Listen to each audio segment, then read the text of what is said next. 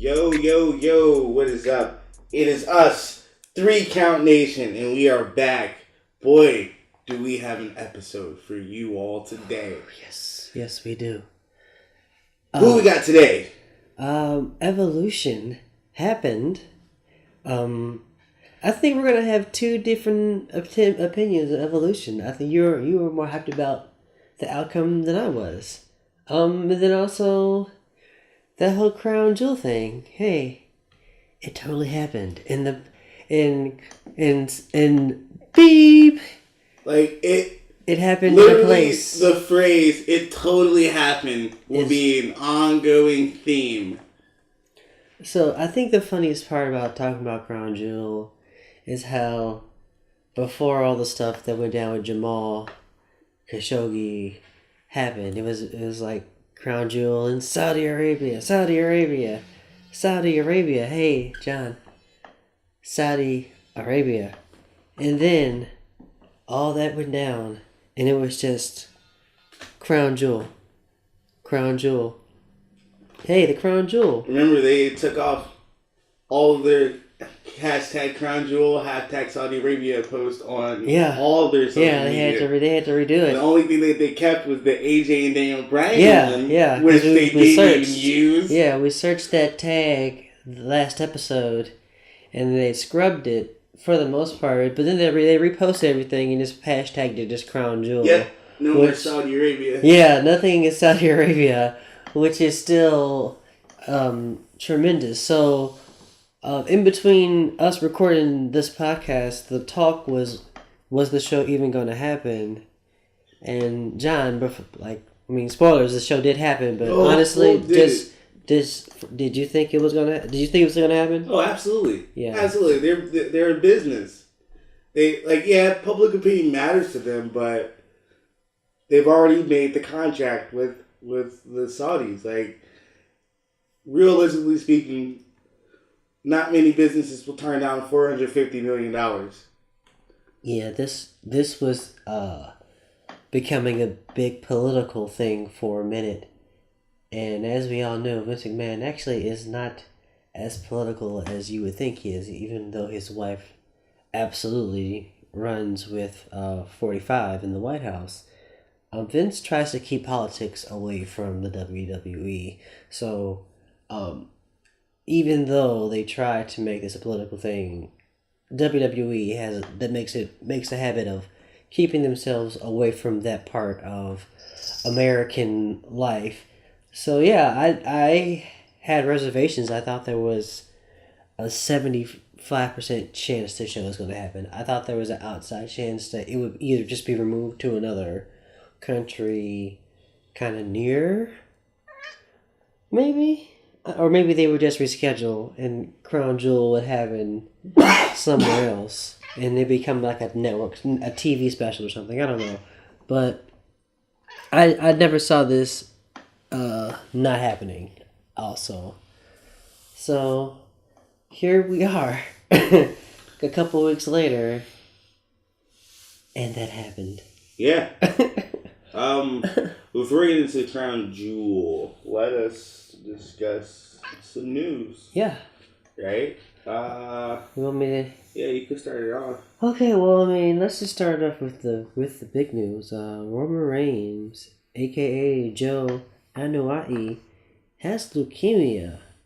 So that was the opening segment of Raw, which after when we had last talked, I was done watching Raw, and I was coming from somewhere that Monday, and I was just like on Twitter. I was like, "Hey, I missed the first 30 minutes of Raw. What happened?"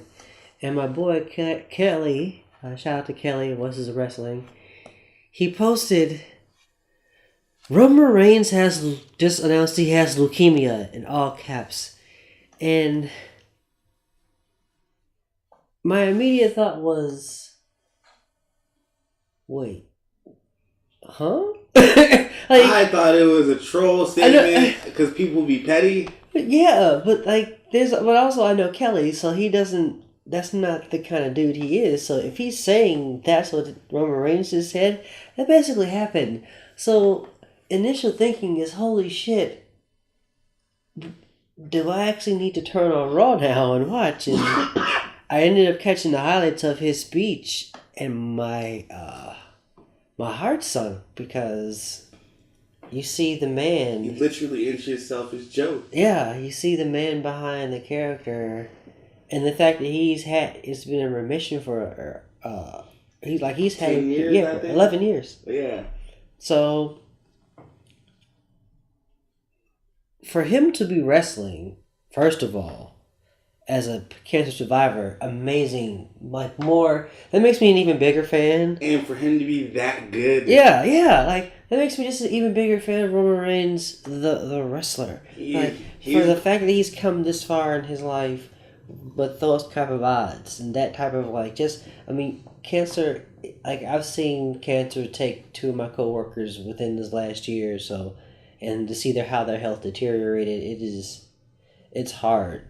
That's a hard thing. So like we all have known somebody or of people who are cancer survivors. It's just like, man, to do such a physical job, a demanding job, something that requires so much travel, instead of being like physical, like he was doing that. It broke. It was definitely like, oh my gosh, it was hurt. All I can think of was just how hurt I was for him. Like Seth's face was my face while I was reading that. Yeah. Like I can't even lie. Like I was almost bawling. Yeah, I was like, come on. Seth Rollins. I think Seth Rollins was initially like how most wrestling fans kind of just felt in that moment for Roman Reigns, because whether you're into wrestling, whether you're like a fan of Roman Reigns or not, you understand what he does for this business that we all like to be a part of. And this is not how you want to see him lose his title. This is not how you want to see him leave for a little bit. And he'll be back. He'll be back after he's done with his battle, but it's still... to the biggest pop we'll ever hear. Yeah. In our history of watching wrestling. I will put money on that. It was just a hell of a way. It's just, man, like he just that was that was hard to watch. Oh yeah, I refused to watch. I only watched the ending. Yeah, like I definitely waited for him to play it. I did watch it all the way through, and that's I think that was just incredibly strong of him to be that honest on television about himself. So he could have went about this any type of way, and it still would have been great. But for him to do this and do it on television and be so honest and graceful and just hope for the best for Roman Reigns. Joe Anawai. Well, he's beaten once. Yeah, that's the thing too. He'll beat it again. Yeah, and that was why he was playing football too. Oh yeah, and he was still in college. So, here's to him in an amazing comeback.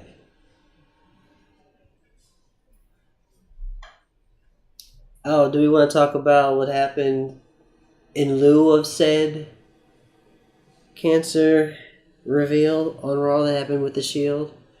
Because it seems like every time the Shield tried to have like a reunion, something like in terms of an injury, and this time it's an incredibly catastrophic type of injury. Yeah. It always seems to be some crazy thing that like as soon as the Shield attempt to like resurge, there's this. Yep. They're just like snake bitten every time. I don't know how else to describe it. And think about it like this. You're constantly working your hardest car over and over and over again. It's eventually going to blow an engine. Especially when you put all the other stuff that's been revved up over time into something. That's what I look at it. Yeah. That's a solid analogy. It's like, goddamn. like between them, they've all been Intercontinental World Champions. Yeah, they've been they've done everything needed and gone above and beyond. Just tough. But you know what but they also seem to get solid storylines out of all these incredible injuries too, because Dean Ambrose just came back and he's now, stabbing Seth Rollins in the back after they won the Raw Tag Team titles. Yeah, which I think like I was complaining on the last episode that, oh my gosh, the titles are just there on Drew and Ziggler, and I was hoping that they weren't going to do that and put them on Seth and Dean. They got more storytelling they can do with that though, for the titles to make it more interesting. Well, because whoever beats them for the title can say they beat the Shield. Well, it already looks like whether they're doing something with the titles, because it sounds like they're going to be vacated based on what Raw was this past week. We're recording on November 3rd, so there has been one Raw prior to Crown Jewel, which happened on Friday. It's Saturday afternoon here. So no, it was Friday afternoon here.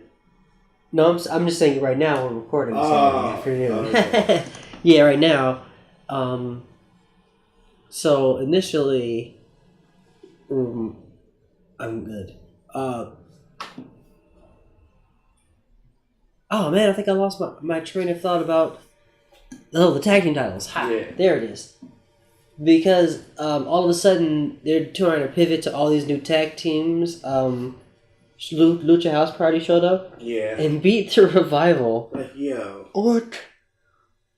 I think that's why I lost my train of thought, because I didn't want to be bad about Revival losing again. Like, what is happening? And then AOP takes out Bobby Roode and Gable, and it was a triple threat. I can't remember who the third tag team was, because AOP just stomped a mud hole in them. It wasn't even close. Like, it just... Was it the Ascension? I think it was the Ascension. Yeah. Which, kudos to the Ascension, who've been getting some TV time. They've been real TV time. Good for them. Yeah, good for them getting that run. Also, speaking of getting some TV run, Apollo Crews has been getting some TV runs, but I hope it turns into him actually getting TV wins. Yeah, I would love to see him either with a tag team or Intercontinental. I think the tag team thing ran its course with Titus. Let's let that. I didn't say with Titus. No, I'm just saying it for right now in terms of him trying to do tag team. He wasn't with Titus Worldwide on Monday, was he? No, I'm saying.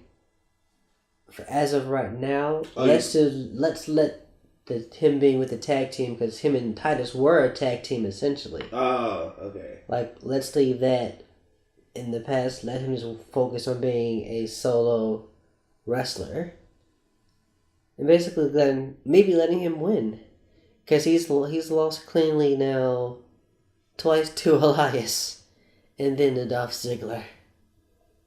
Oh.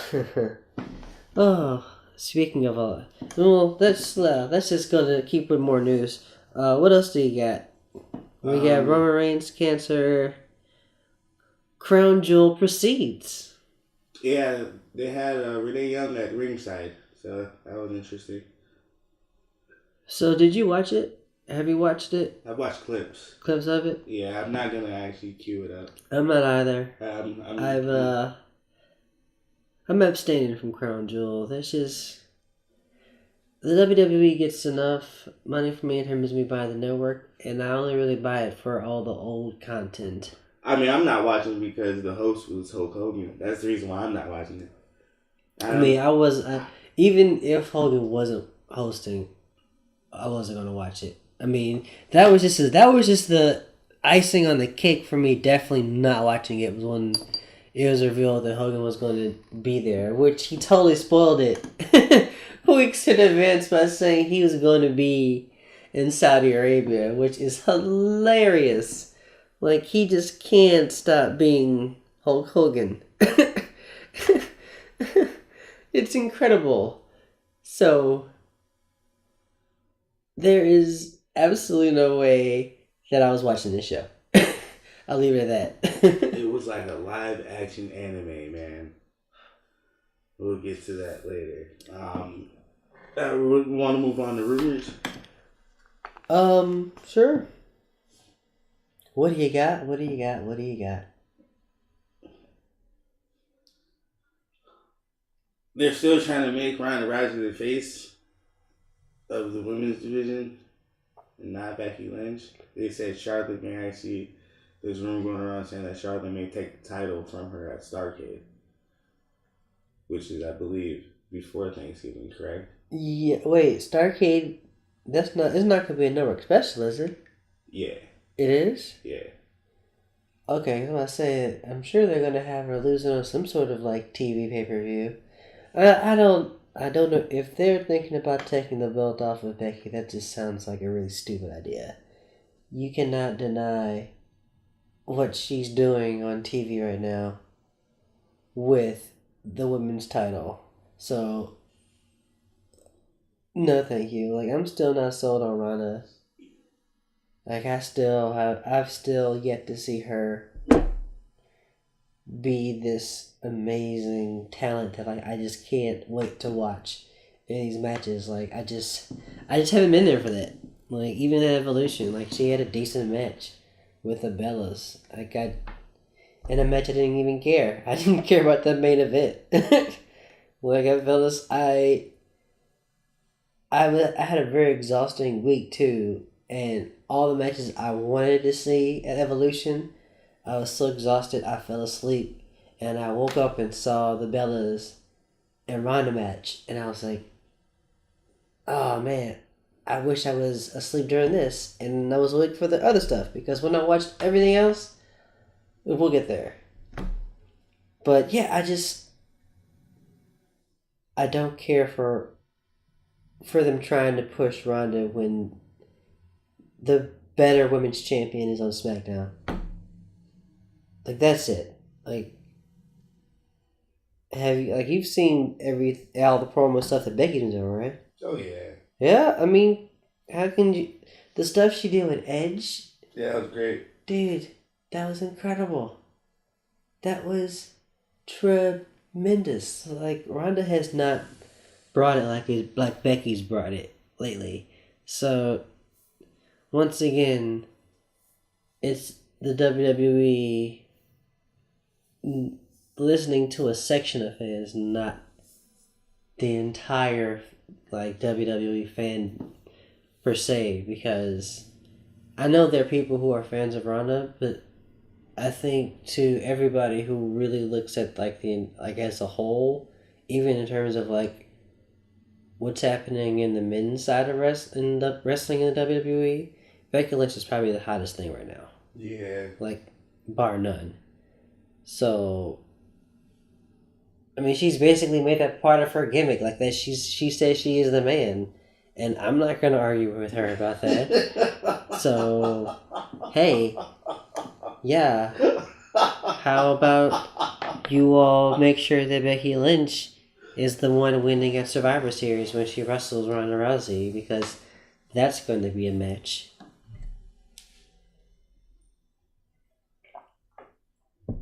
That's not a rumor. That's totally a match. But that that's gonna be a thing. What else you got for rumors? Shane McMahon's probably gonna turn heel using the best in the world, which is supposed to set up a Survivor Series, Raw versus SmackDown. Oh my god. I mean, I don't really care. No, not that I don't care. I think this is fine because it's Survivor Series, so there's got to be a Survivor Series match. Give it a storyline. This is fine, as long as it doesn't intersect into trying to be some bigger part of overall storylines. If you catch my drift, knowing the WWE, it will. So they'll still try to make sure I have to watch Monday and Tuesday nights, and I'm probably just gonna watch on Tuesday nights because too, like SmackDown is still the superior show right now. Like if I have to make time to watch one, I'm gonna watch SmackDown. Um, there's there's not much to this whole. I just why are you trying to so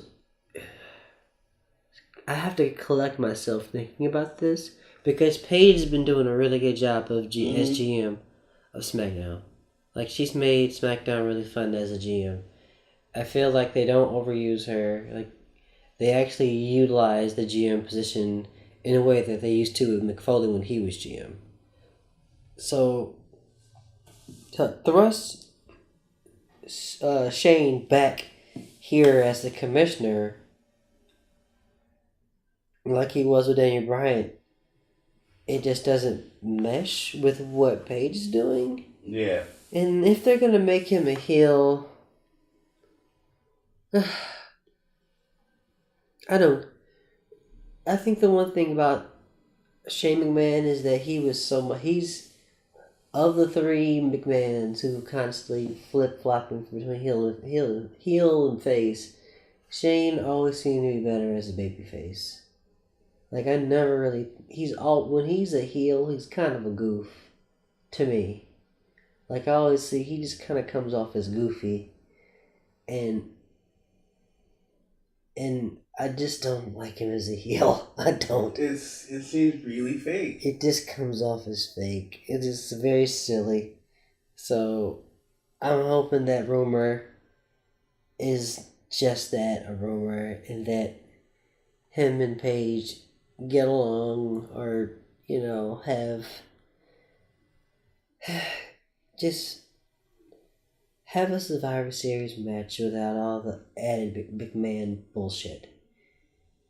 Like we've been watching the WWE do Vince McMahon stuff for almost 20 years now, or longer, and let it go for a little bit. Like it's just let that stuff breathe. Like trying to constantly do stuff with like the owner of the company, it's just like okay, cool, whatever. Like it's tired, just played out. Let it go away. Just let Paige be the GM, and let that be that. Especially when they always try to bring Stephanie back, and it always like it never comes off as the fans like it's like a groan, like an audible groan for me, and for what I can kind of tell from some of the audience. It's like nobody cares. Like nobody cares about that anymore. Let the wrestlers lead. Give this new generation a chance to actually like take hold. I'm kind of ranting today. Wow. Cat seems to agree. Well, I'm sorry. I'll shut up.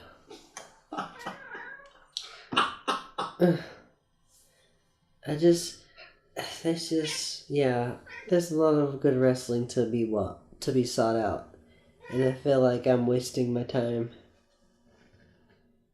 my already limited time. That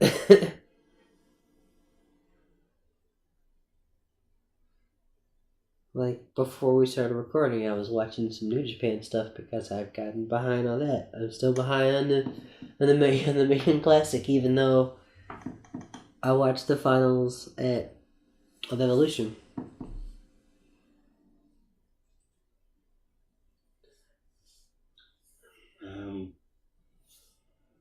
All right. Tremendous transition. Is that everything for rumors? Yeah, that's just worthwhile. Everything else is like, man, we'll see what happens this week.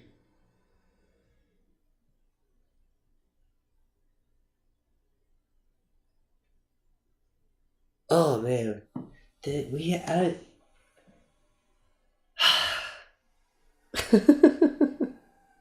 So they were doing Evolution backstage pictures, and as a segue to the next topic of like black athletes and such for the week. Okay. They did one with Sasha, Naomi, Alicia, and Amber. Mm-hmm. And I made it my cover photo on Facebook. Yeah, I saw that. It's pretty amazing. The New Day were in there and they came in on a flying carpet. That was cool. Yeah. It's really great to see so many black athletes, male and female, especially female athletes, doing it, or like black women of just like doing their thing. It would have been better if Ember Moon had. Are we gonna get to Revolution soon? Because like. Yeah, that's nice. Okay, yeah, because I felt like Ember should have won that. Yeah. I mean, I'm not mad at who won though, so it's interesting. But no, that picture was really amazing because it also makes me excited. Oh, dude, we didn't talk about Street Profits are the new Evolved Tag Team Champions. It's the perfect second because we're still talking about black athletes. Yo. Yeah, they're new Evolved They're Tag the Team new champions. Evolved Tag Team Champions. I wonder if they're going to do stuff with that on NXT. I hope they do, because I have to catch up on my NXT TV at some point this evening. So if that's something I get to look forward to, I will be very excited, because that was so cool to like read about that. Yeah. And they're going to be here in Chicago at some point this month with Evolve. So, yeah, I want to see about trying to go check them out, because they have to defend them at some point. I don't think they're defending them on the card here. I think they're just wrestling on that show. But they defend them in Michigan here in a couple weeks. So, good luck to Street Profits. And that's pretty cool. All right. Yeah. Let's talk about Evolution. Evolution. You talk about everything. I think you have to do it like Evolution. It's a little bit more about the ladies. Oh. All right then. Let's kick this off. Opening match was pretty dope. It gave the crowd what they wanted. It was Legends versus Heels. Trish and Lita versus Alicia and Mickie James. Yeah, this match went through like a million changes before we got to the finish line. I feel bad for Alexa Bliss and her concussion injury, because if you want to talk about somebody who's been doing the thing and like being the women's champion, she's been doing it on Raw and SmackDown. So for the last 2 years. Yeah, so that was a little bit. I felt bad that she didn't get to truly be a part of the Evolution pay-per-view. I mean, she was there. She was there, but she didn't get to be a part of an excellent match, which that's unfortunate, because if anybody deserves to be on this show, it's Alexa. And I'm not gonna front. I wasn't a fan of the original booking of it when it was Trish versus Alexa. I thought that remember that rumor of that card we saw of what Evolution was going to look like? You kept telling me about it, but you never showed it to me. I never touched it to you. You said you were going to send it to me. I felt like I retweeted it to you. Like it had been all over Twitter. I retweeted it. Like I retweeted it a lot, because I saw it again at some point, I think, at some point this week. Shit, I'll look for it again, bro. Yeah. But it was like, it had like women's tag team division bracket, and it was going to be like a whole mess of matches. This felt like a waste of talent to me. I thought they could have done more. If Alexa wasn't injured, I thought she could have been a part of something bigger than this. Yes, it would be cool to see her wrestle Trish Stratus, but you can do that in a battle royal on a Raw, and you would still get the same pop. But I think the idea of doing women's pay-per-view should still incorporate stories that will get people to want to watch women wrestle after the pay-per-view. I mean, that's the whole like idea too, just so they'll come back and buy it again and watch them wrestle again. And I don't know, the build just kind of seemed whack in the first place to Trish and Alexa, and then once everything happened where it started to change and it became a tag match, and all of a sudden Alexa isn't even in it. Yeah. It was like, well, okay, cool. That's basically how I felt. I was like, this is a cool match. I think that's my thesis of Evolution, was that, wow, everybody who's in these matches, besides the 3 matches I really, really liked, everybody should have been in better things. So hit me with that next match. Oh, right. We got the Battle Royale. You okay there? You were zoned out there for a minute. I wasn't expecting that transition. Well, did you have anything else? I'm sorry. I don't know if you... Oh, no. I really didn't care about that match. Yeah. I'm not even going to lie. It was just there. Yeah. But it was better than what I was expecting. Oh, touche. So... Yeah. No, I mean, that's the thing. Like, I always enjoy watching everybody in the match. It's fun. They're fun to watch, but they could have been doing so much more for that. Yeah, I feel about nostalgia. Yeah, no nostalgia. Offense. Yeah, it's just all nostalgia bullshit. I don't like it. Yeah, I just don't care for it either. Battle Royale. Yeah. It was really good. Really good. The Samoans did a tribute to Reigns and started beating people up. By the Samoans, I mean Nia Jax and Tamina. Final 4 were Zelina Vega, Tamina, Ember Moon, and Nia Jax. Tamina was eliminated, and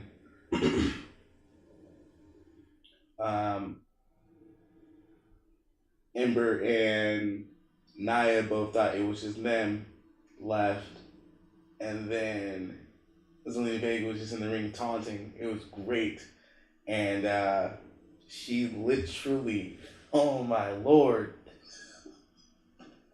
she literally got darted at Tamina outside the ring from like a good 3 feet away. And Tamina looked more hurt than Zelina, which was the more crazier part. Like, wow. That if you broke that clip down bit by bit, you can see Zelina's knee hit Tamina like in the nose, and Zelina just falls face first into the ground. So I'm glad everybody's okay, because that was just a bad throw, because Tamina didn't have a chance to catch her. Like, there was no way she was catching her. Like, she caught that girl's knee right in her face. Like, wow. And you, like, the camera cut away so fast, but then they started showing the replay. It was just like, ah!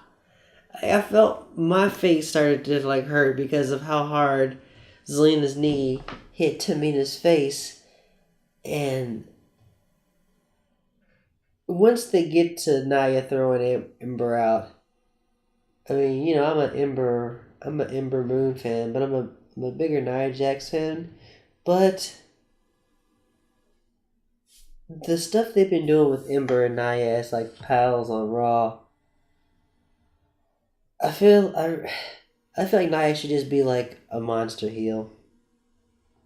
And like her and Ember shouldn't be friends, but they should be like wrestling for the number 1 contender.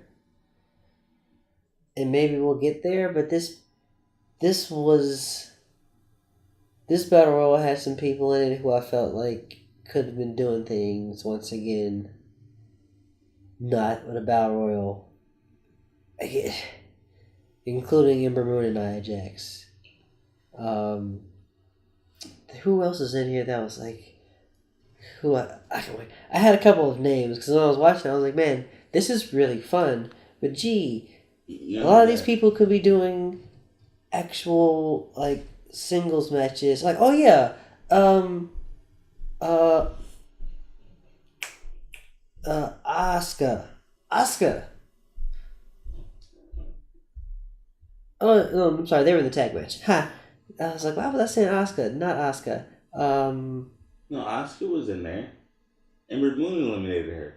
Remember they had that. Yeah, that like they could have wrestled each other in a match by themselves.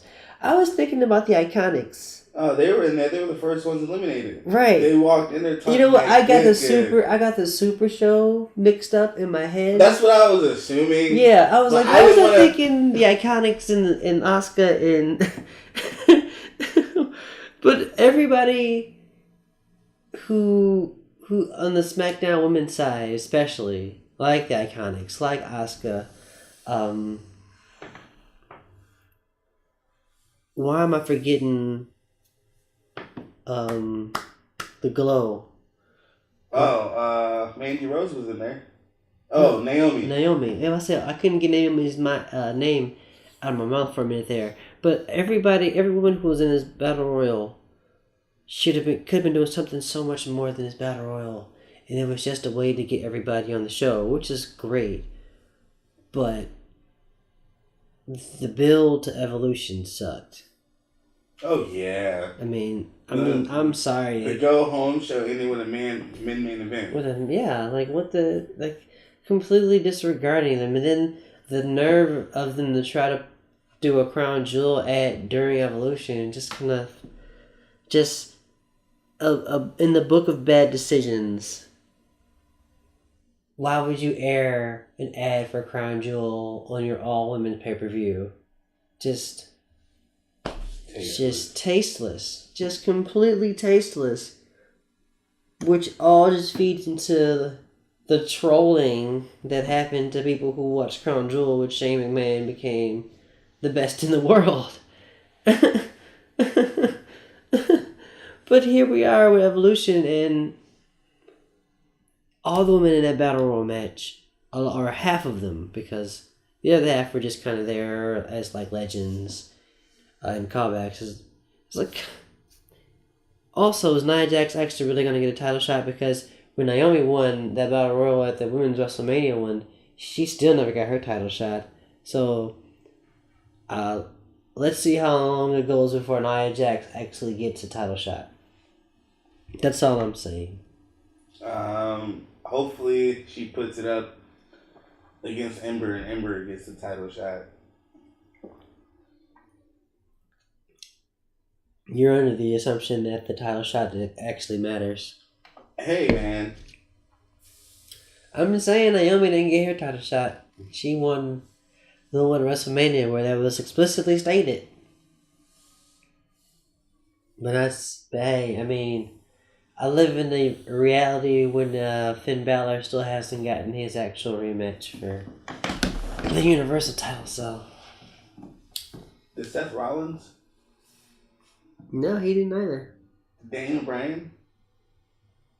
He didn't get either of his. He gets WWE or Intercontinental Championship rematches. Yeah, I mean. Wow. Yeah. Kevin Owens didn't, for sure. I mean, you're listing the names. I'm just saying, so.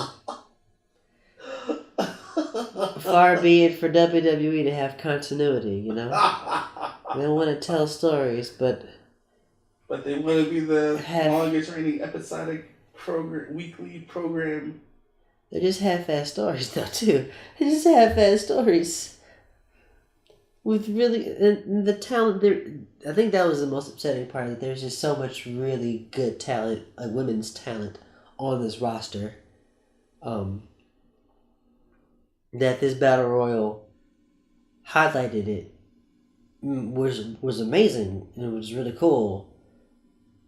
But, god damn, man.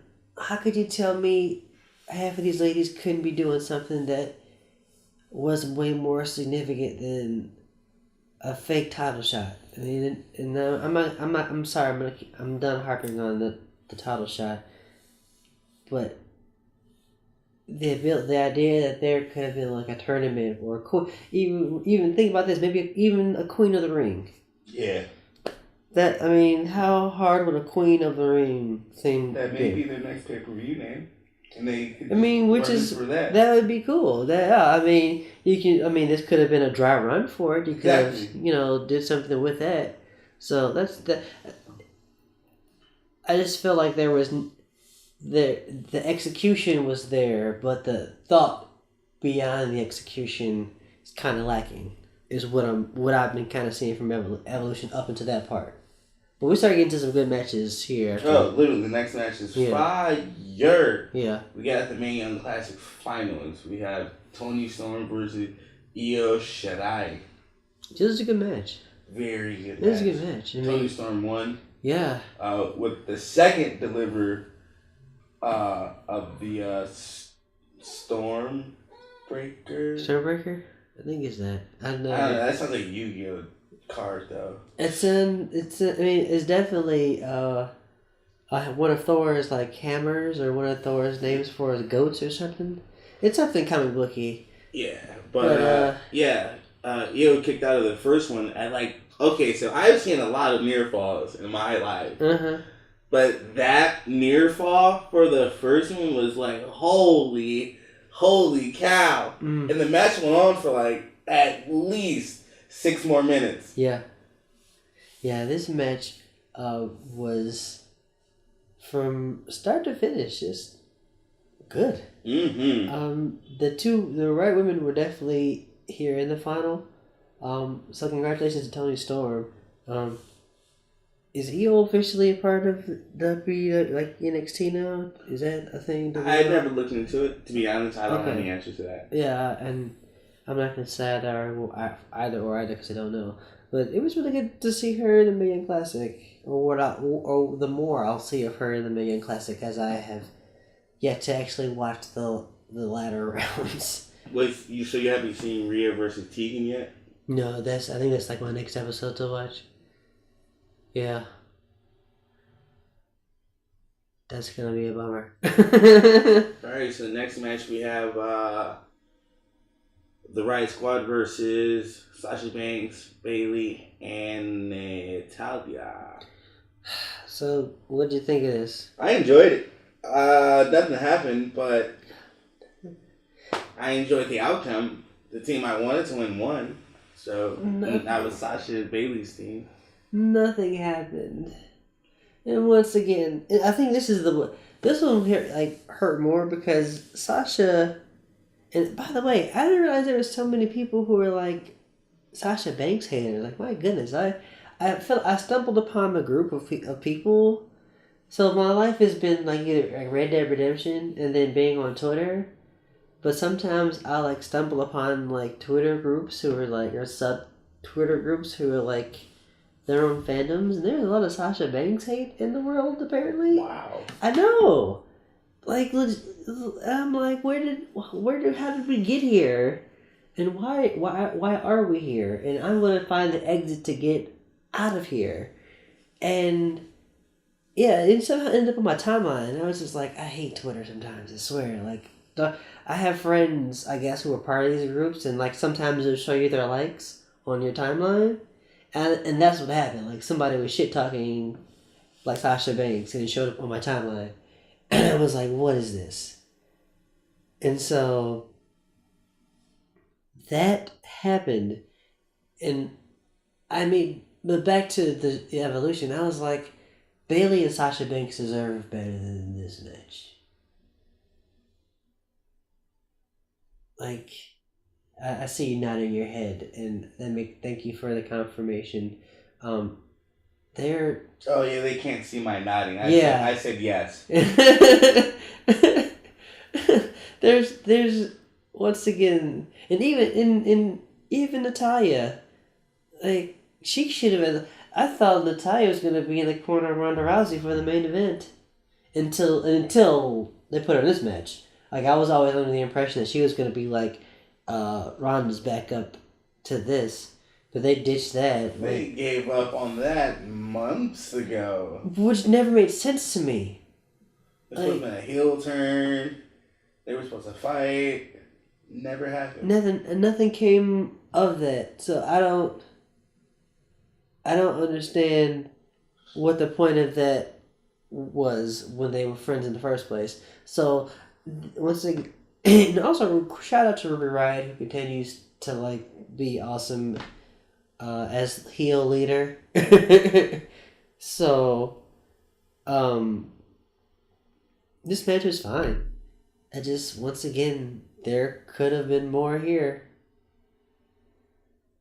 There could have been more done with Sasha and Bayley, especially. Especially what we know they can do. What we've seen of them at the takeovers. I don't know, man. I'm not trying to rain on the Parade of Evolution because I really appreciated the show. But you've seen the matches that a lot of those women have been in, that have been on pay-per-view, that have main evented pay-per-views. Like Sasha and Bayley have main evented a takeover. Man, Sasha Banks with Charlotte main events. Saying that's not, like it just kind of boggles my mind that we go from there to this, to 6-man. We're in 6-women tag matches in the middle of the card. Let that sink in. Like how much of an evolution has really been made? That's all. I mean, it's no different than the men's pay-per-views, bro. If you really want to look at it. Say it. No different than what? No different than the men's pay-per-views. If you really want to look at it. I'm really... sorry. I'm not like saying that I don't get what you're saying, but and I guess I have to understand that for what it could have been, and it was not. I was very excited for this pay-per-view. Lowered expectations has to just so synonymous with the WWE right now. Oh no, it wasn't lowered expectations. It was just my perception of how they would do a women's pay-per-view because of how they present them on the show. I guess I'm projecting my thoughts onto you because I definitely went in with lower expectations. Like I had to kind of dwindle down what I expected of this pay-per-view because initially I had high hopes, but that was before any of the matches were announced for the card, and then one by one it was just kind of like disappointment. Remember, you were like, it's going to be a 4-hour show. I'm like, how? They didn't even exactly how? Yeah, so it wasn't. It was just like, what are they going to do? And it was really good. The production was really good. Oh, I'm not apparently it was like produced by the NXT folks, which makes sense the way it was kind of lit. Yeah. But my frustrations is that I know who's running NXT, and there's a little bit more understanding of what the fans want, even if he's not necessarily giving the fans what they want per se. He's giving them enough to where everybody loves NXT.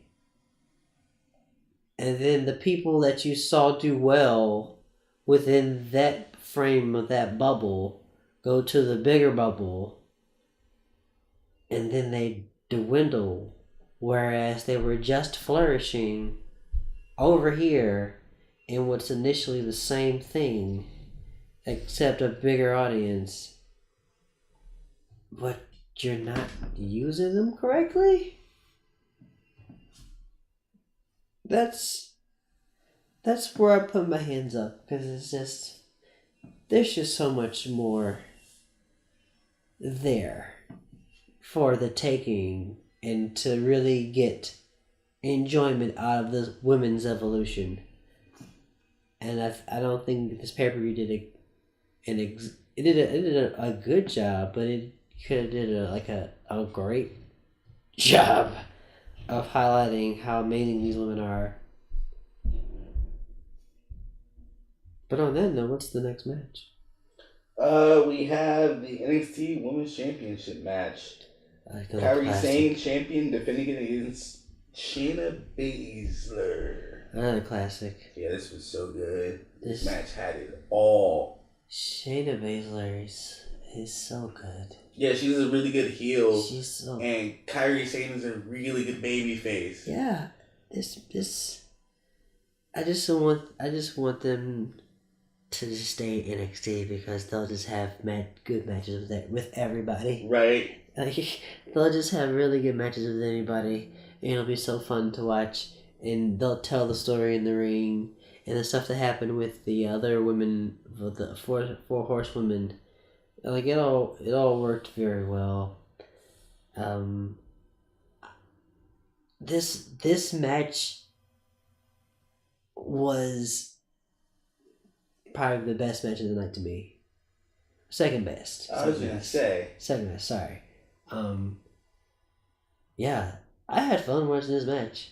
Like, this was just... It legit looked like she broke her hand. Yeah, hard hitting, submission, high flying, just yeah. It was good. It was a fight inside and outside the ring. Like, they really told the story about how far they've come and how much they just dislike each other, and you felt it. Like, you felt them, just the dislike.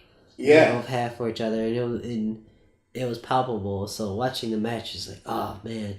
So this is definitely a classic, and definitely a match that everybody should go out of their way to see from Evolution. And this was like literally the best match, and you're like, dang. I like in my head, I was like, I don't think that Charlotte and Becky will be able to top this. In my head. Yeah. And boy, oh boy, was I wrong. Then they did. Like, I mean, there's not much else we can say about that NXT Women's Championship, man. Like, Shayna won. Shayna Baszler won first ever women's 2 times. 2 times, yeah. Congrats to her. She definitely deserves it. Yeah. Yeah, that was awesome. That was really, really so. Oh, sorry, a rumor I forgot to bring up, but it ties into this, is that Kairi Sane may be getting called up. Oh man, I hope not. Let her stay there a little bit longer. But yeah, the next match is last woman standing for... This match was good, start to finish. Did you hear the interesting fact they made at the beginning of it? Charlotte and Becky's record are 5-5-1. They each had 5 wins, 5 wins against each other, and 1 draw. I didn't know that. Yeah. So now Becky actually holds the higher percentage. That's hilarious. Yeah, Becky Lynch is so good. Yeah. So good. I mean, we know where Charlotte is. Charlotte just works her ass off day in, day out, and she's one of the best in the world. I wish she turned heel. Yeah. You know, if they gave them a little field faction, those two could give me a heel team themselves. Imagine them being the tag team champs, yeah? Yeah, that would be hilarious. That'd be great. Like, they're both great shit talkers. Yeah. And that's the thing about this rivalry, is that seeing Becky just get on the mic and just talk straight shit has been great. And remember a few months ago how, I want to say around August, how Kevin Dunn, the reason why Becky Lynch wasn't getting pushed was because Kevin Dunn didn't like the way Becky Lynch her accent was. Yeah, her accent, which is... Little did we know, they were just building her up. That's ridiculous. Yeah, like, that's one of those things that just sounds like a rumor, because as much as they have Sheamus talk on the damn mic when he was champion, how was that? I say, that boy accent is thick as a shamrock shake, so I don't know what Becky Lynch's problem was. I can understand her way more than I can understand Sheamus. So I don't know what the hell that's one of those rumors that I don't buy, because it's good for Becky, especially when Becky got on Edge. She was like, don't hurt your neck getting out the ring. Yes. I was like, oh, I almost fainted in my chair. I was like, oh my god, girls, like, don't hurt him like that. You didn't have to kill a man. He already dead. Like, the fuck.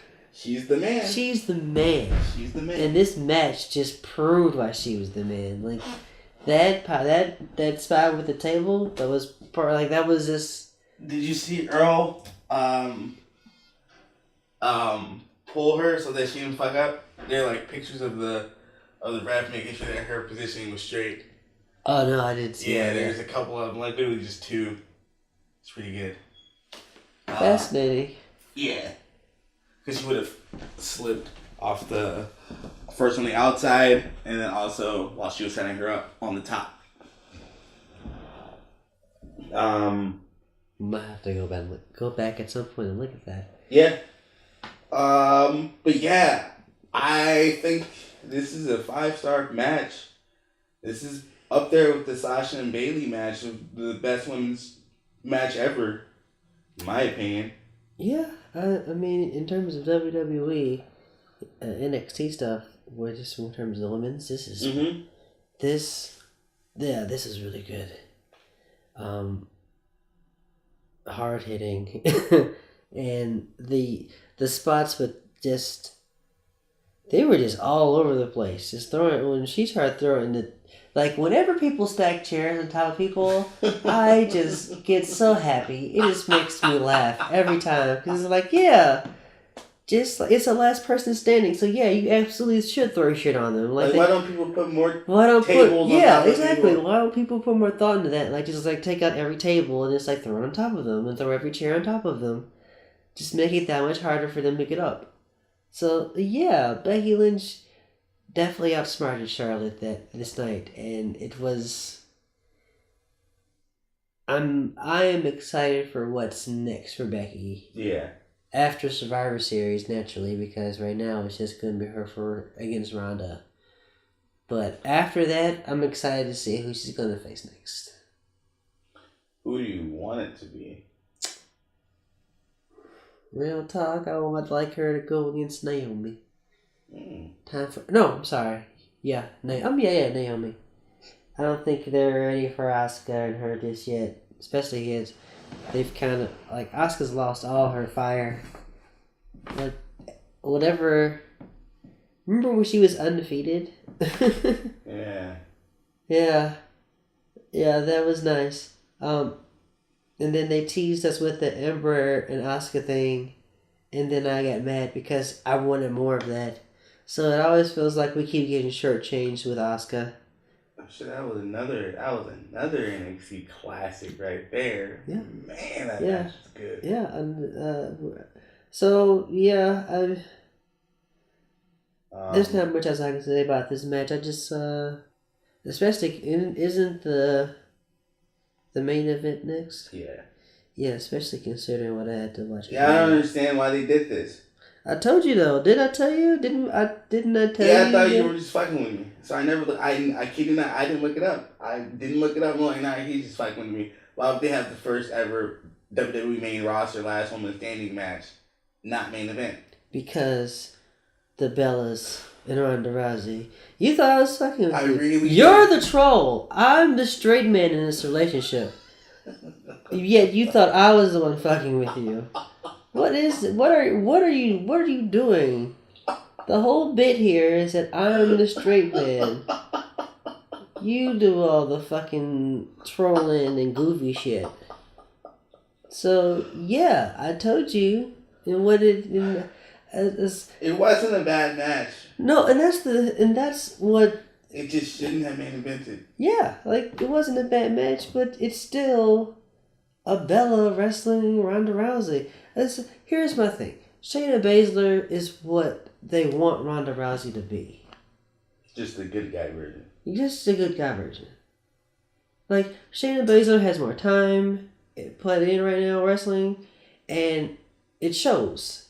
Like, it shows in her promos, it shows in her with her in-ring skills. It just shows with just how she works in the ring. Like, everything is a lot more fluid with her. Like, with Ronda, it all still looks clunky to me.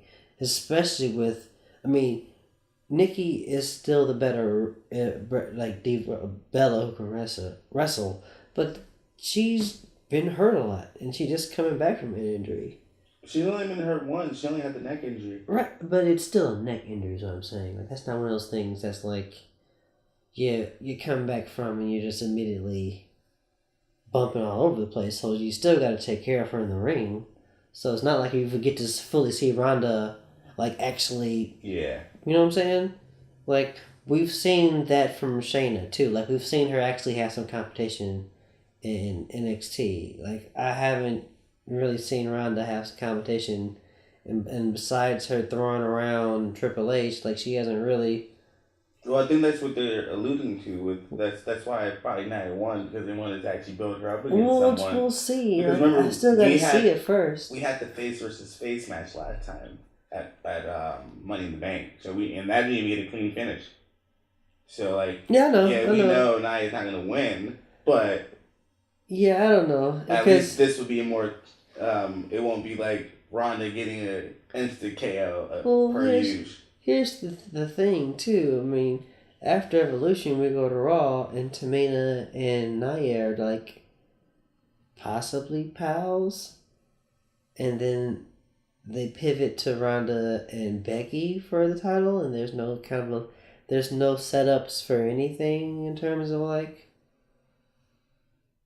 Nia possibly wrestling her for the title, even though she's supposedly the number one contender now. So I don't. There's just Evolution did not do a lot of setup for existing storytelling going forward. Like, I just didn't feel like.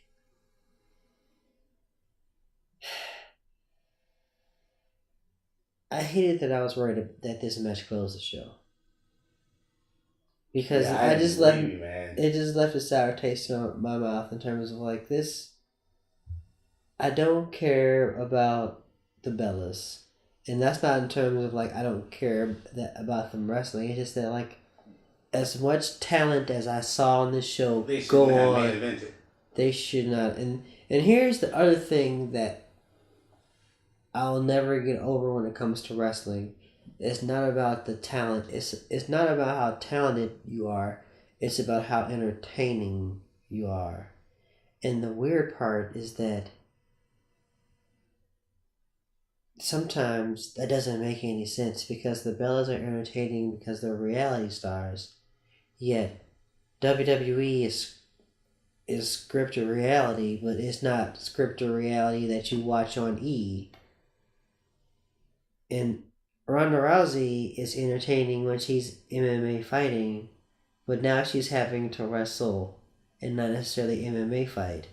So you're putting people who are entertaining, I'm air quoting, entertaining, in a wrestling ring to entertain in a way that they aren't necessarily entertaining people based on what made them popular. But here you are in the main event. It's just like, damn. That's so fucked up, but that's just how wrestling is. Like that's. There's another rumor that I heard that Nikki Bella may actually be done, and she never actually got to main event a pay per view, even though she was the longest reigning Divas champion. So that could have just been like her farewell match. I mean that's. That's a rumor that I read. Oh, I mean, that's fine. It's a very specific, like, Nikki Bella rumor to look. I don't know, it just. This company doesn't make any sense. Like, the idea is that you put on your. Every week, and we always give random examples. Yeah, like, you just. It's just no. It's just mind boggling that. You had the match. You had the curtain closer right there in the palm of your hand with a story that was actually pretty damn decent, getting over an up-and-coming women's star who was probably bigger than the star you want to assume everybody likes more, Ronda Rousey. But you don't have her close the show. Like, people are comparing her to Stone Cold Steve Austin. Like, Ronda had to make there's this natural progression of a great wrestler happening in front of us, and we're getting fed. Manufactured. Yeah, you're getting fed the manufactured this is what you should like version, and it's just like, no, just one time listen to your audience. But I think I'm asking for too much. Maybe. Yep. Yeah, I think so. What would you grade it? This is a C plus. Wow. Yeah, man, like that. Everybody could have been doing something better, something that was going to lead to something else that progressed their stories as wrestlers in the WWE's as women. And all we got was this like, this was a glorified all women's house show. And I don't like saying that, but there was so much there. This was the opportunity to really highlight how far WWE has come with women's wrestling, even though they aren't even the best at highlighting women's wrestling. Like, I mean, they're still your Shimmers and the Joshi like wrestling shows in Japan that do far better like women. We get TNA. Yeah, yeah, TNA. They started this. Well, no, I wouldn't say TNA started it. Let's not go that far. Yeah, they did. For Western audiences, they started actually giving women chances and actually making women's wrestling that important. Ask Gail Kim. She'll tell you all about it. Well, that was really only Gail Kim. She's like, she's in the whole, yeah. That's a whole other discussion, that's true. But yeah, no, there was not enough here for me to get too excited about in terms of evolution. I mean, it was still better than I almost said Crown Royal, but I didn't watch Crown Royal or Crown Jewel, so I give it a B, a solid B. Everything that every match, in my opinion, had a definitive purpose. The baby faces, the legends got over the dastardly heels in the opening match. We got some closure on the Ember and Asuka situation, which was really good. We had a monster finally win a battle royale early in their career in Nia Jax, because usually on the men's rosters, Giants never win the Royal. But we actually got one, which may lead to what you were saying about her being a dominant heel. The Toni Storm and Io Shirai match was amazing. The NXT, the Sasha Banks, Bailey and Natalia match versus the Riot Squad was really good. Especially the storytelling that it actually outlined with Sasha Banks and Bailey, which is why I'm glad that they were putting this match instead of like the one-on-one match that was rumored to be had, was because that I want to say Liv was on the top rope. No, Ruby was on the top rope, and Sasha was like, clear it out, and Ruby was like, you know what, fuck it, and she jumped, but Bailey got in front of Sasha and covered her. I was like, wow. Once this breakup really does happen, it's going to be insane. And she literally risked, she took a bullet for it, literally. That was pretty dope. And then you had the NXT Championship match, Women's Championship match, amazing. SmackDown Tag Team Women's Championship match, amazing. And the Raw Women's match was a good close to their feud. Like, Nikki Bella's never been a good wrestler, but this was an entertaining and good match. So I enjoyed it. I give it a B. Okay. Yeah, I was not into that final match. And that was more so because I wasn't into either. Yeah, you don't care about either of them. Yeah, You're invested none. I have zero interest in investment as that for a story in those characters. So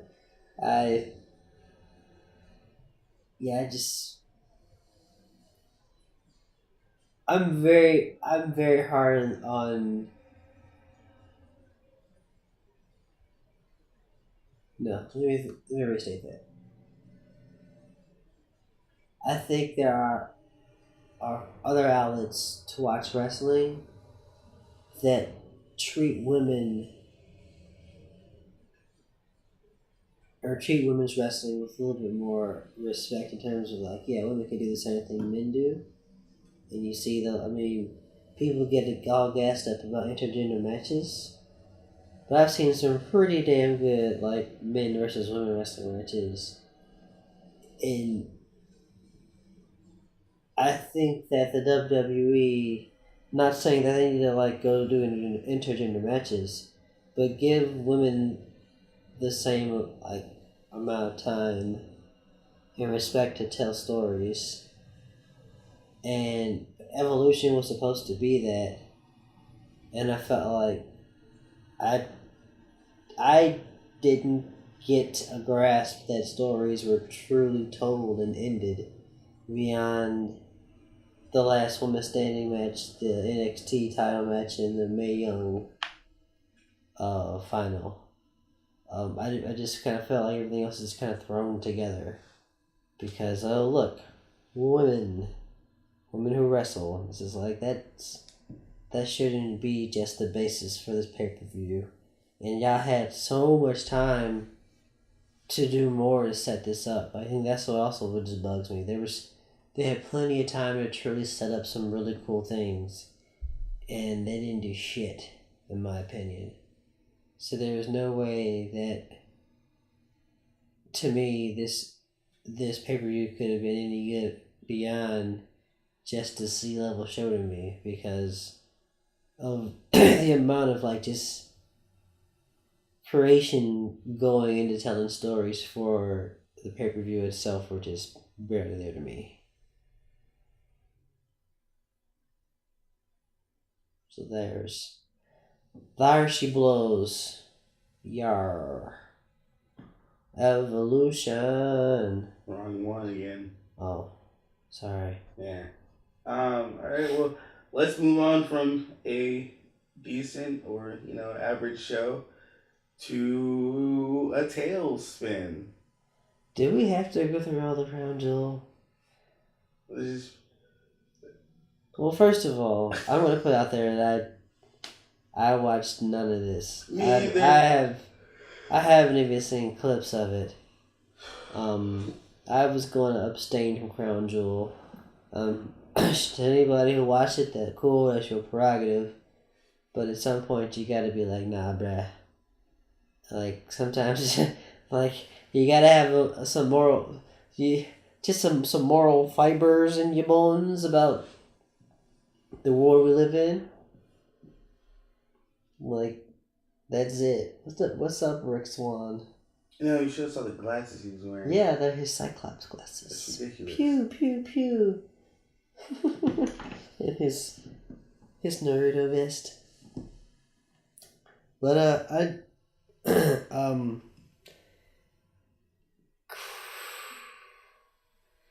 it was wild. It was so wild. It was weird. Crown Jewel, like I had to stop and just take a breath before I really, really got into saying anything about Crown Jewel. I needed that pause break that we kind of had there because I was like, okay, we're getting ready to talk about this thing that I've been reading about, even though I didn't watch it. But then it just goes off the rails.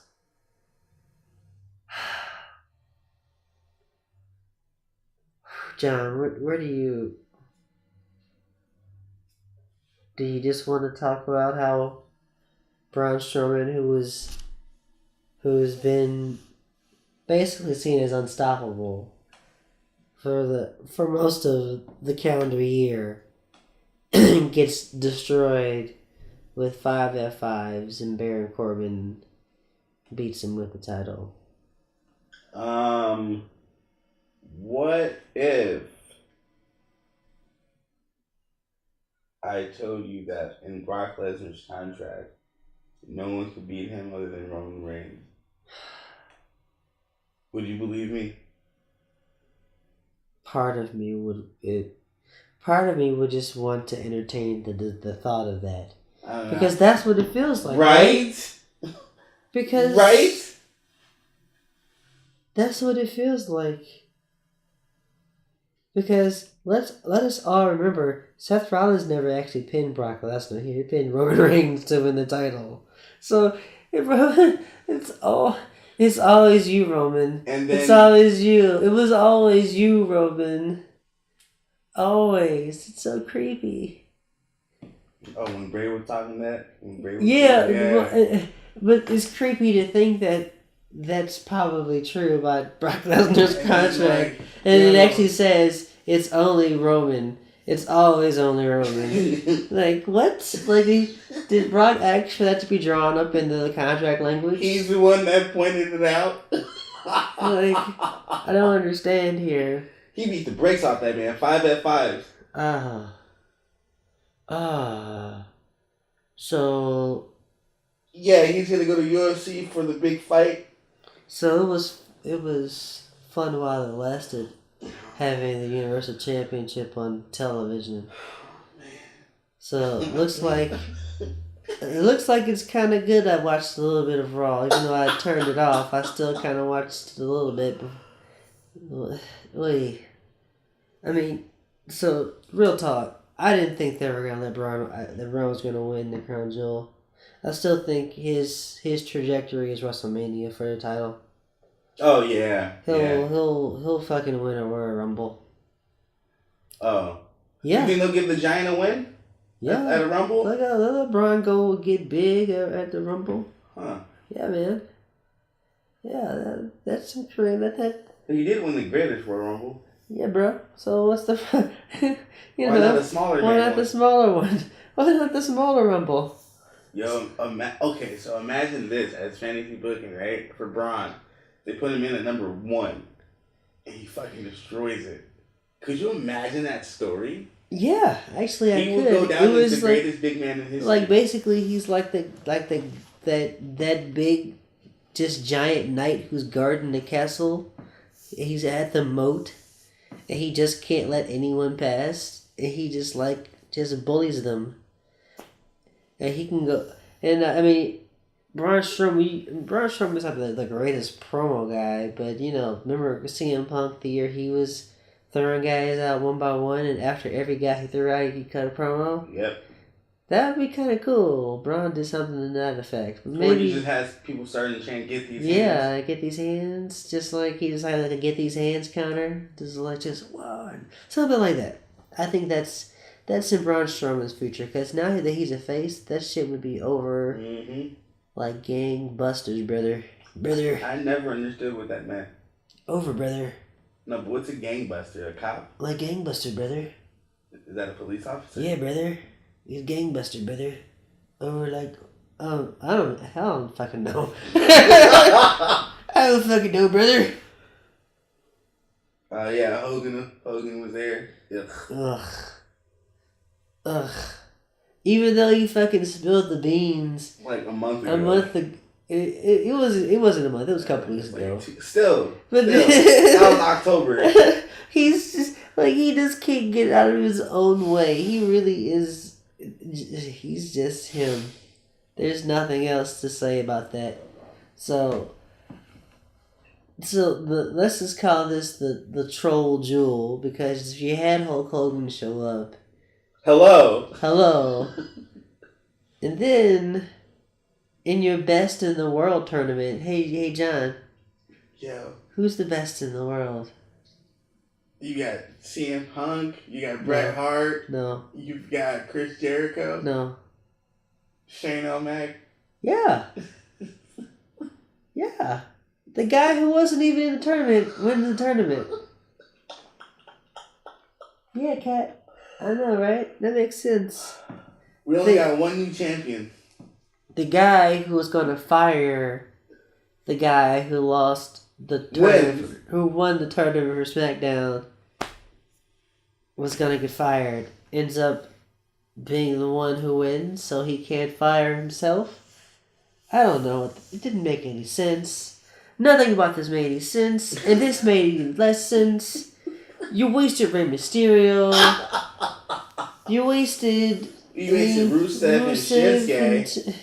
I mean, you know what? it's good that this is called Best in the World, and that nobody with international flavor and appeals actually invest in the world, because it was a full-on troll.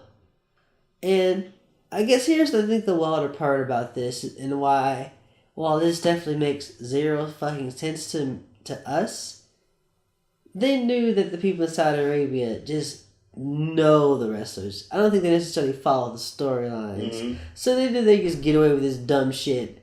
And they would eat it up like, oh my god, this is such an amazing thing. Like, keep the petty though. It's so fucking ridiculous. Keep this petty that I think that this is why they did it. So like CM Punk can't use that phrase anymore.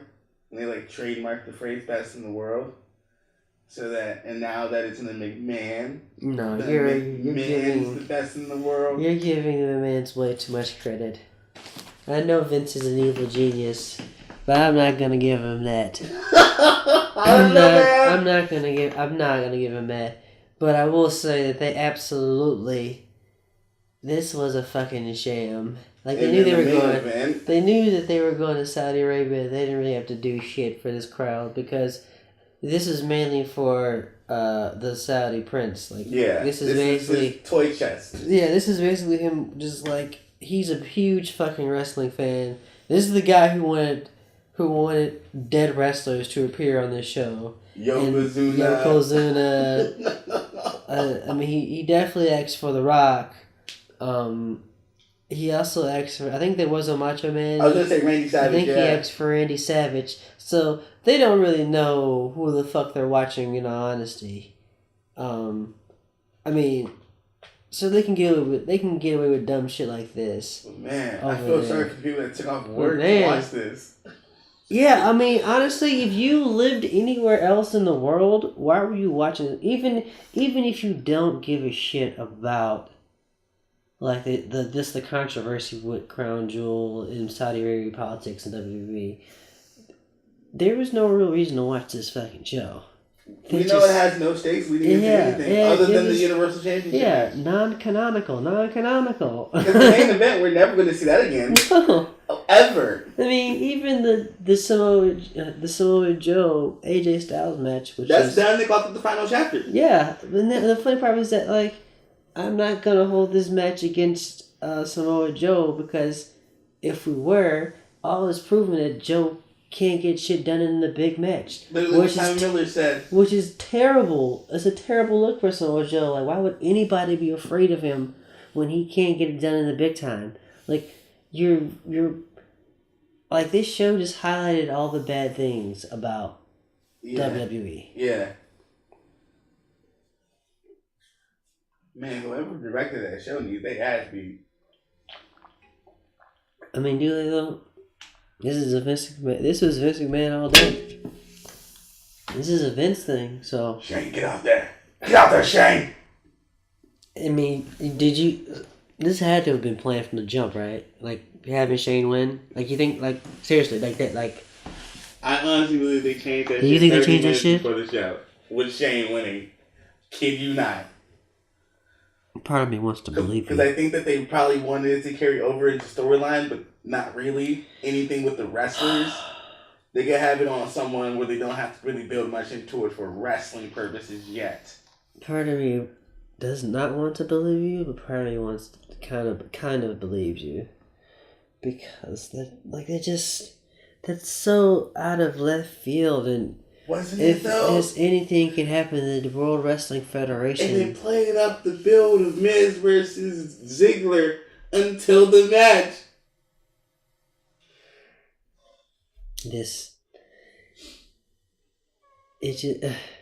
Yeah. If anything, it just makes me seek out other forms of wrestling. like, and I'm so serious. Like, I'd much rather spend my money. Like, I bought us our Lost Ingo Bernardo's t-shirts, right? Like, I'd much rather spend money on our product I'm going to enjoy, like New Japan. Like, I want to buy New Day stuff. And I probably still will.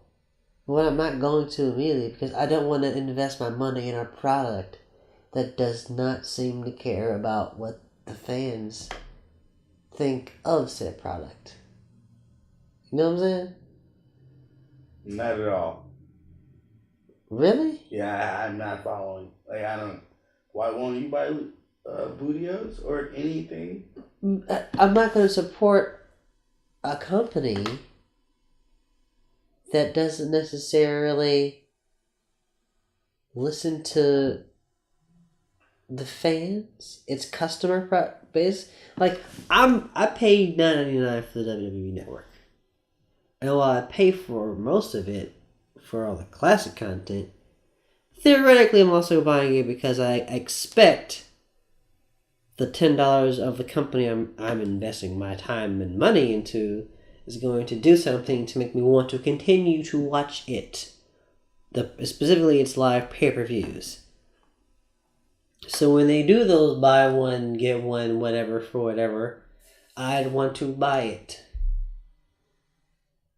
So if I don't think the WWE and what I'm seeing from Evolution and Crown Jewel and unless it's NXT, which is its own thing, I think WWE, the product, is not as good as it thinks it is. And I'm not going to support it as much financially as I've done so in the past, is what I'm getting at. Well, instead of buying Bootios, how about buying Lucio's? Coming to a store near you. I haven't watched the ad yet. It's in my queue list.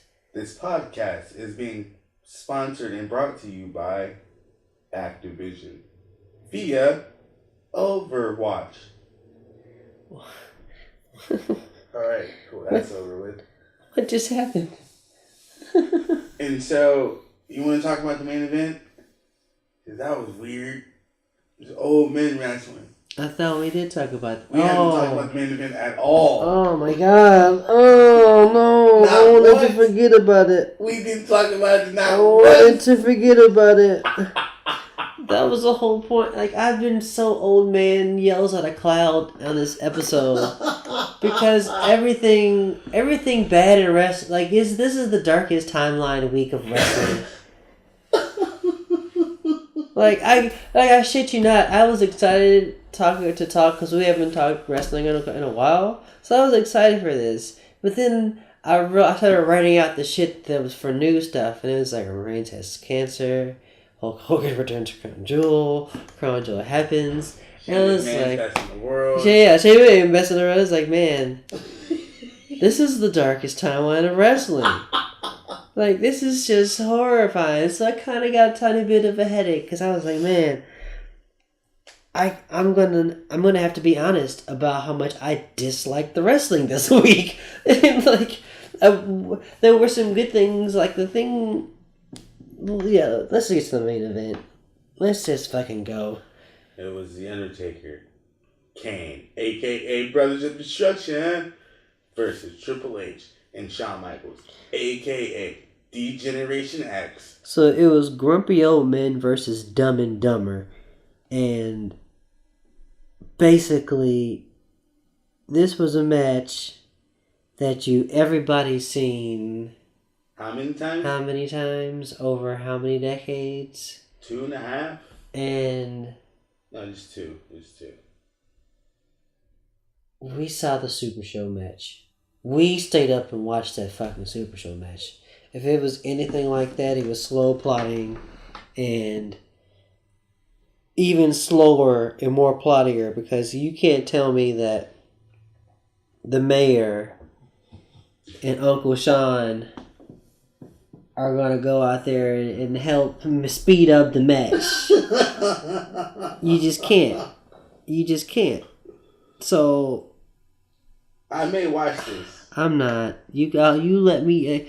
You send me the text. You chat me up on that when you watch it, and I'll believe. You brought up a really good point, because no one had any complaints about the speed of the match, but I don't really think they were looking for that. I don't think people, because dude, we sat there and watched that Super Show match. That shit was slow as fuck, and even when he tried to flip him through the table, he was so gassed he couldn't even get him over his back to flip him onto the table. Like, Triple H had to kind of rolled flat bumped himself onto the table for Undertaker. It was just kind of like, whew, if they're gassed like that, trying like it wasn't even a wrestling match. It was just them fighting because you can't expect them to actually like match moves and this isn't gonna be Taker HBK at WrestleMania 25 like that. Their combined age, I think, was 205 years old, man. Like all four of these dudes should not be wrestling. None of them should. I mean, this was the what you call entertainment for entertainment's sake because this is what puts the E in WWE. Yeah, I mean, that's why they were in Saudi Arabia, man. Like that's why Triple H. That's why HBK came back because he got that Saudi Arabia check, that good money. So hey, I'm not mad at him. Get that money, but I'm not gonna sit here and say that match was gonna be any good. Cause probably a typical. It was the same match you saw at Super Show, with just two extra dudes. I don't know what else to say. This was a weird show. This show just. You thought it was normal from the beginning, and then it just went all the way left. In every possible way. When we look back in the year of wrestling in 2018, Crown Jewel isn't going to be remembered for the show itself. It'll be remembered more so for the controversy surrounding said show. I think that's what I'll remember about Crown Jewel. Like I probably remember anything that happened on the show beyond the maybe like Brock himself and then the old men, but the darkest timeline. The darkest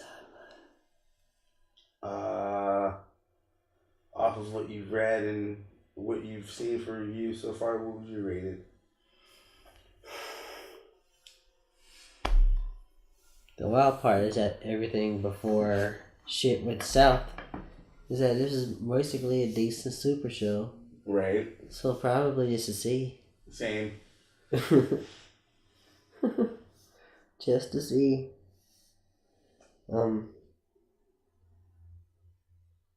It's weird because when WWE first started doing network specials, they were really cool. They were really fun, and they were like when the New Day wrestled Brock Lesnar. That was cool.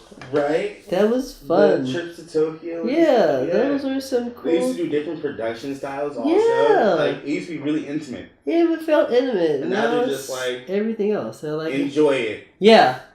Yeah. They're just like pay-per-views now. You all can't see my face, but I'm deadpan. Yeah. Enjoy it. Like, they're just like any other pay-per-view now. And that's disappointing because I like that intimate feel that you get from NXT that you got from some of the WWE network specials.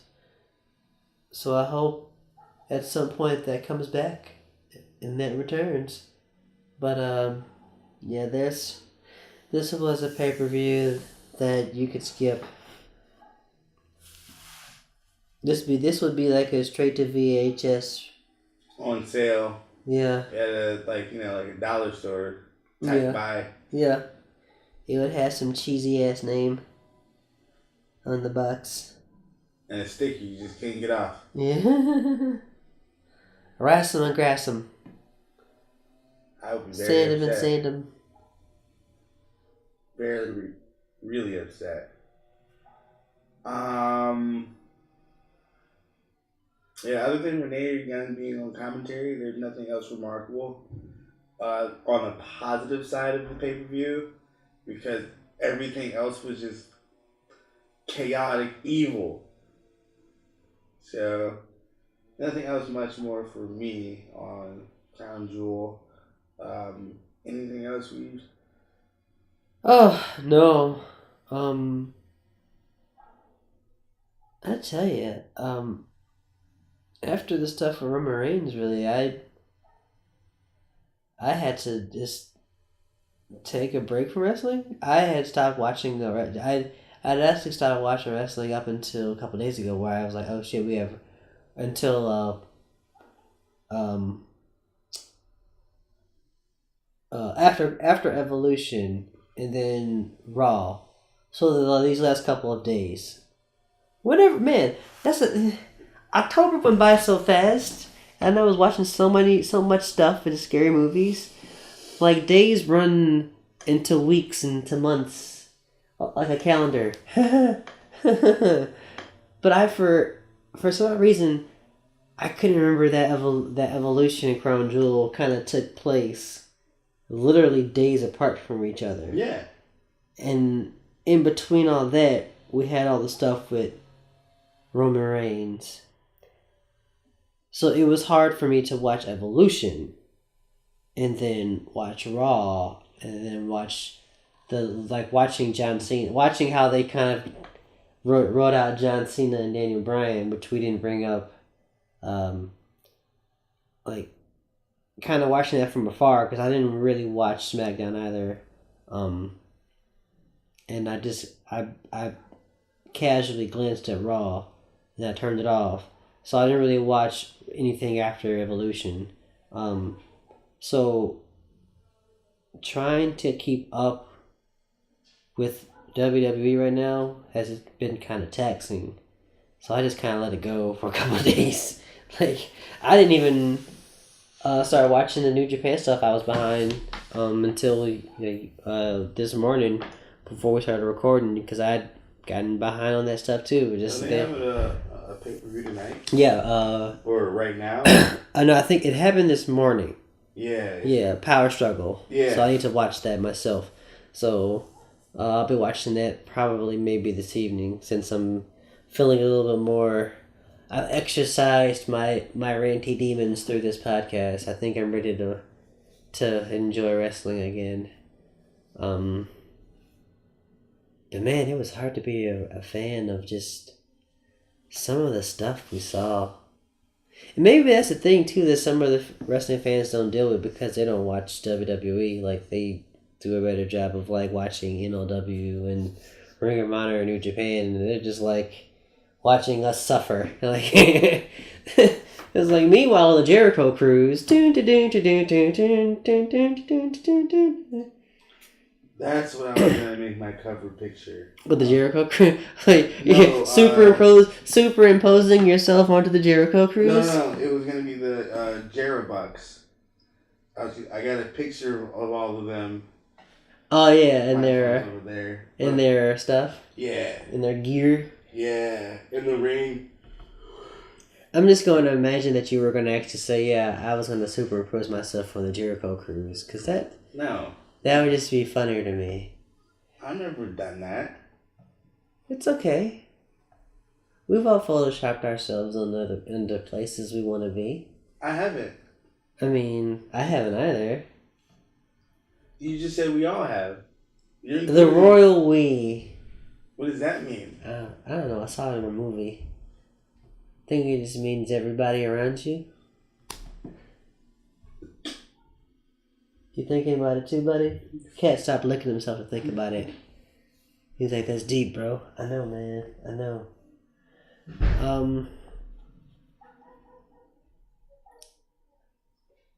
But yeah, there's I don't know, I'm at a loss of words right now, man. I can't believe that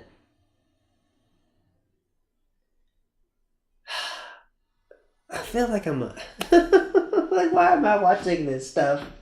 Why am I watching this shit? When I could just be watching better wrestling. It's like, do I really need to watch this on Mondays and Tuesdays?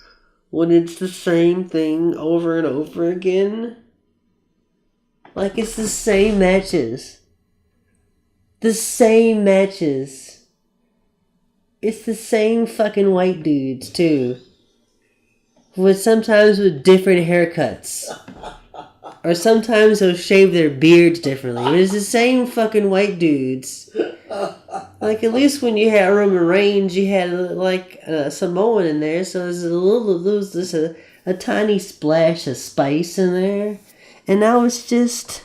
I mean, Seth Rollins isn't, like, regular white either. He's Man. Albanian. Man, that man is white. I'm sorry. His last name's Lopez. Okay. Okay, I don't... But... he doesn't do anything to enhance the fact that he is not white. He's white. He's white. It is just... every time I see Apollo Crews, I get excited and then sad because it's like he's going to lose to Elias again. And then I see Ember, but then Ember's in like a tag match that's going nowhere. And it's like I'm slowly losing my mind because I just want to watch good wrestling on TV. And I have to sometimes venture out 1,000,000 miles away to go to a live show in a small arena to see guys who aren't as good as the ones on TV. Not knocking those who are good, though. It's just that there are so many who are in these positions who aren't being able to... There's just really good talent being wasted. And it's hard because you see these interviews. I think the harder thing too is that social media allows us to see them kind of going through the motions about like not being used properly. I mean, it was funny. Like Naomi literally mentioned in her in like a tweet that she still hadn't gotten her title shot from WrestleMania thing, and it's like, damn. It's like Pepper's Farm remembers, and so does Naomi, motherfucker. Like, and then I think do you follow Prince Pretty? Do you follow him? I do, but I never see those tweets that people are talking about. Oh my god, yes, I never see. Oh them. man, I see them all the time. That man be going through it. Like so, here we like he's like it's just so meta. Like if people are talking about like Tyler Breeze matches and like how good he is and like why he's still a main event, he'll retweet them and he'll like put an emoji next to them, like just kind of matching their feelings about it. And it's like, man, he knows that he's so much better than his spot in the company. And when you see the talent expressing that, you feel for them. And it's like, why do I keep watching in hopes of them putting him there when he seems to know it, but this is his dream, so he's not going to give up on himself, and damn right he shouldn't. But for us as the consumer, it's like we keep waiting and waiting and waiting, and we got those really great the Fashion Files, and those was like Fashion Files was so much fun. Yeah, those were at one point the best thing on SmackDown. The best thing on SmackDown television, and then they're gone, and then there's nothing that kind of gets them going to the next thing. And some of that's because Homeboy got injured. Yeah, Fandango. Well, Fandango got hurt, which is disappointing. But also, even before he got hurt, they were slowed down. They were just going back to being tag team that just kind of there. And it's just like, all we can do is continue to support them and hope that they make it. Because somebody like a talent like Tyler Breeze should be, in my opinion, should kind of be like where Dolph Ziggler is. Like, I see him as that type of heel.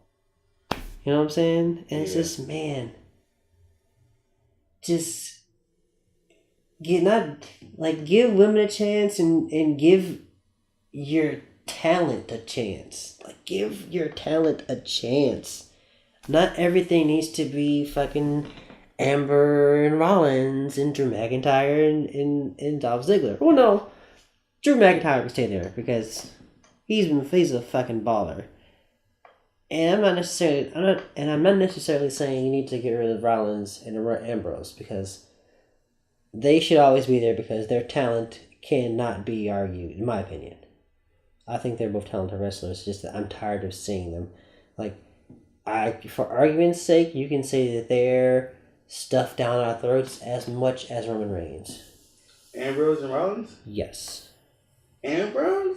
You think Ambrose is being stuffed? I could agree with Rollins, but before Ambrose. Before Ambrose got hurt, yeah. But I'm not saying that in a bad way. I'm saying you for perception is if you wanted to say that you could. In the Shield. Yes. In my head, I thought you were doing individual achievements. I'm saying combined. Because before Ambrose got hurt, he had a pretty solid. I mean, people say that his title run when stuff with the Chinless Wonder kind of like sullied that. I thought that was great. I thought that the stuff with him and AJ Styles was good stuff. I thought he had a solid title run, but he was featured prominently when AJ Styles was still kind of rising up in the ranks before the house was fully built, as you could say. You know, so I mean, I don't think those guys should be diminished, but I think it's time to start seeing what you got in your Tyler Breezes and hell, even your fucking Mojo Rawleys. Hands up, Mojo Rawley, and whatever. And honestly, since Lucha House Party showed up, let's see what else the other 205 Live guys can do on Raw and SmackDown. Bring those cats up.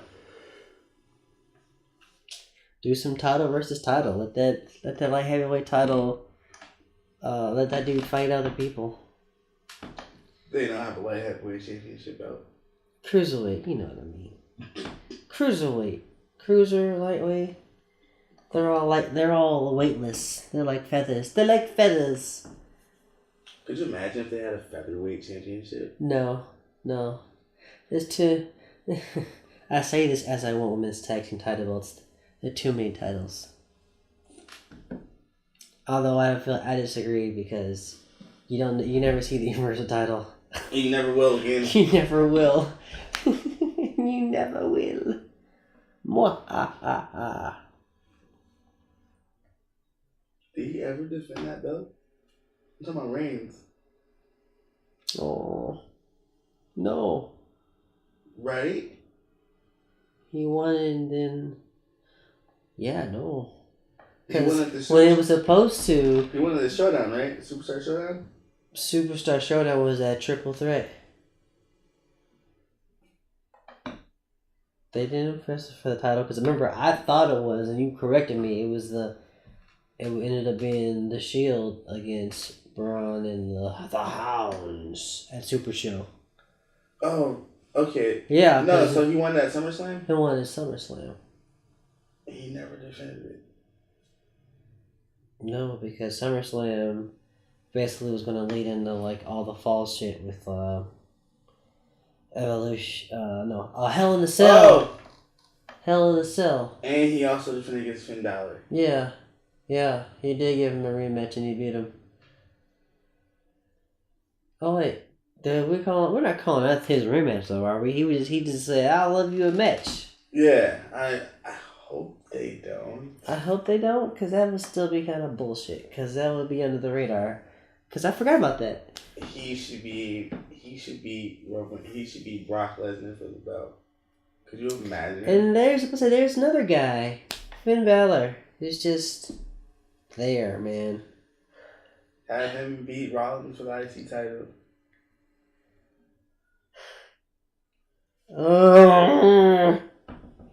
Yeah. I don't know what that girl was for. All I do is because there's so much. Like, every time we think we're done talking about it, we think of another name of a wrestler who could be in that position. Who's not there. Because I was thinking about Bray Wyatt. Like, is he still on hiatus from the lakes of Hardy House? Yeah, he's not trying to... I don't think he's going to be back from a dilapidated boat right just yet. Okay. Soon enough, they say. Soon enough. At this point, it seems if they're the way they treat their rosters, what was the point of the superstar shakeup and doing Raw and SmackDown titles? So they can have a reason to keep Survivor Series. Because you see the same talent, or you don't even see some of the talent. Like Shinsuke Nakamura is United States champion. I swear I hadn't saw him on SmackDown and felt like months. I actually forgot that they even had a U.S. title. I'm not even lying. I believe you. I believe you, man.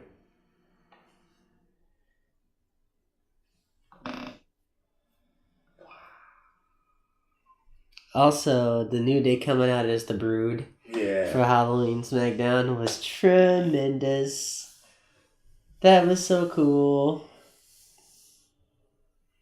Also, shout out to Sheamus for coming out as even paler Sheamus. He literally just put himself in like white, just like covered himself in white baby powder. Wow. It was great. He looked like a ghost. Like it was really good Halloween costume. Yeah, if you think about it, Sheamus has been one of those same guys you see in every spot. He went world title 2015, US title 16, tag team title 16, 17, 18. Wow. What did that see? And then Cesaro went from tag team. New Day fitted the tag team. I mean, Cesaro, unfortunately, is one of those guys who should be in a better spot than he is right now. Like, he should be contending for the world title. And I just don't understand what's keeping him. Mr. Man already told us. Oh, he doesn't see it. He doesn't see it in Cesaro. Man. I feel like if he was in any other promotion, he'd have a chance as a world champion.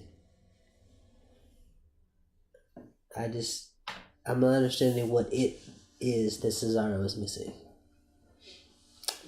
But I digress. Is that it? Closing remarks.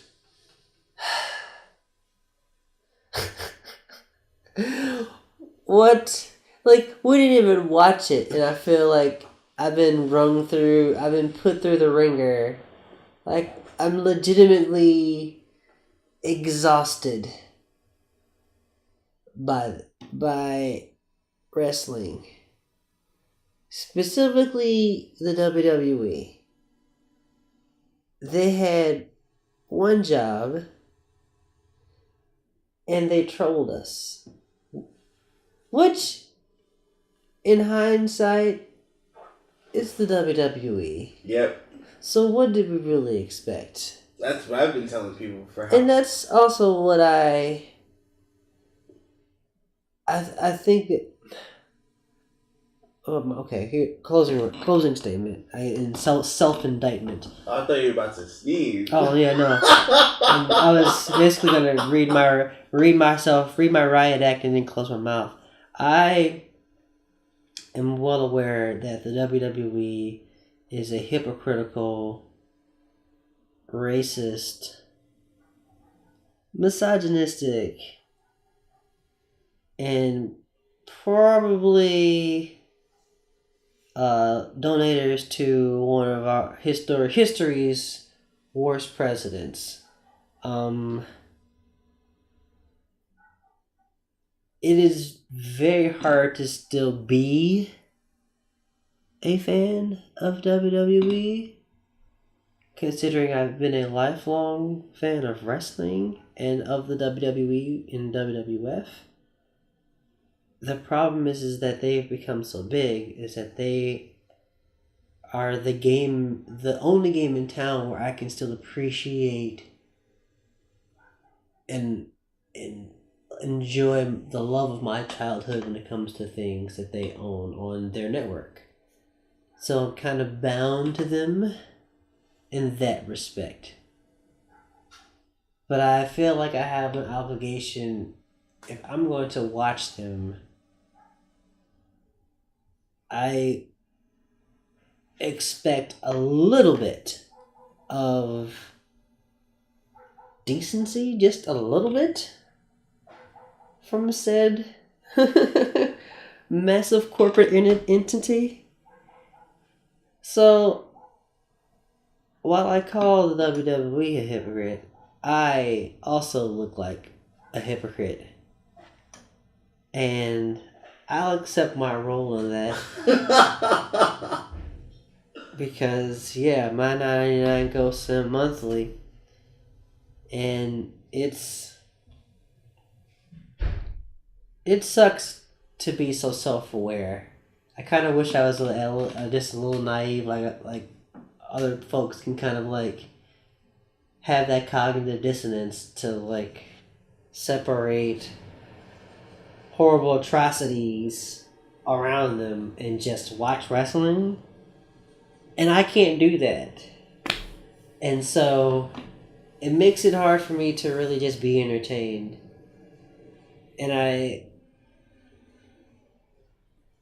And taking a step back, I think that's why I enjoy the other forms that are limited. So I can only see those indie shows once a month because they only run once a month. And if I'm lucky, they'll run close enough to me to see them once a month. So I kind of only have the WWE because it's so convenient. Yeah.